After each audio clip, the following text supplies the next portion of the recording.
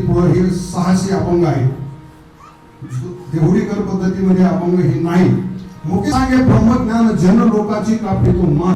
इथं बोलायचं ज्ञान सांगायचं झालं दिसताना झालं फळावर रडा 21,000 42,000 50 घ्यायचे. मुख्य सांगे ब्रह्मज्ञान जन लोकाची कापी तो मान. ज्ञान सांगतो जनाची.